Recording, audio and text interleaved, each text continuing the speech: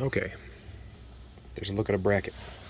While I'm waiting around on steering parts and figuring out what I want to do, that's the end of the front brake line that goes to the differential. That's going to get mounted right there with that tab I just showed you, and that's going to go to the line lock. Line lock is essentially going to be a hill start assist.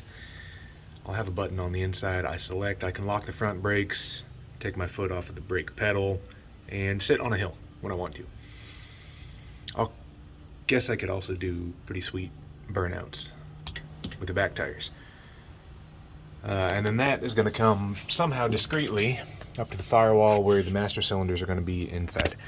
Other than that, have to get the hard brake line back to the rear differential and have all the parts to do so here. Flaring tool, master cylinders.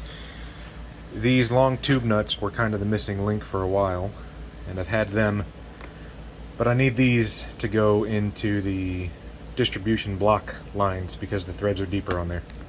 Otherwise, I have this stainless steel assortment, works fine. Also have my brake light switch right here, which is pressure sensitive, so that's going to be plumbed into the front brake line. And miscellaneous clips, benders, things like that. So I guess the goal is to get as many hard lines on as I can figure out while I wait for steering pieces. And since we're here, steering shaft, steering motor, essentially this shaft right here, that goes to the steering wheel, and on the Prius that used to be a tilt column that would slide on those splines.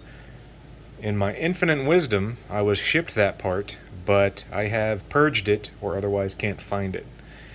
If I could find it, I would just adapt it so it slides on, chop it off, and then get that hooked up to the end of this 3/4 inch double D shaft, which goes up the steering column. However, because sometimes I'm an idiot, I don't have that, so I'm figuring out another way to get that to interface with the steering shaft.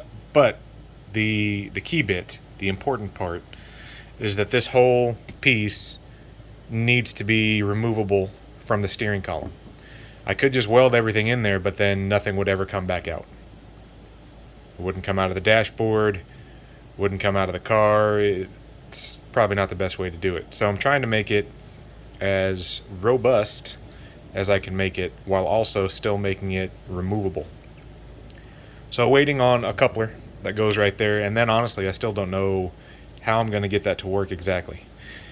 But that's why we're doing brakes today, because I need to do something to this car because it's been sitting here and it's a nice day, and that's where we're at.